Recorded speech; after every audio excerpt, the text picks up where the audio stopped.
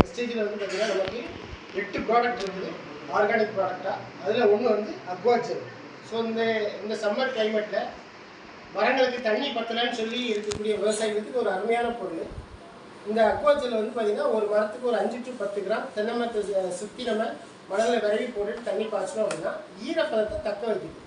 இல்லை ரொம்ப வறட்சி ஏரியா எப்படியாவது மரத்தை காப்பாற்றணும்னு ரொம்ப ஃபீல் பண்ணுறவங்க இருந்தால் தண்ணி சுத்தமாக இல்லை அப்படிங்கிறவங்க மரத்துக்கு 2 சைடில் ஒரு 2 அடி தோண்டி அந்த மணலோட மிக்ஸ் பண்ணி இதை அக்வாஜெல்ல போட்டு நீங்கள் தண்ணி பாயுங்க. அந்த தண்ணியை வந்து அந்த இடத்துல இருந்து வேறு இடத்துக்கு உடனே ஸ்ப்ரெட் பண்ணாது.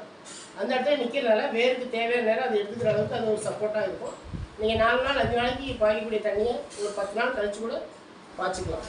ஒரு ஏக்கருக்கு நம்ம வேறு ஏதாவது பூம்பயிருக்கு யூஸ் பண்ணுறோம் அப்படின்னா ஒரு ஏக்கருக்கு 1 கிலோ அக்வாஜெல் போதும்.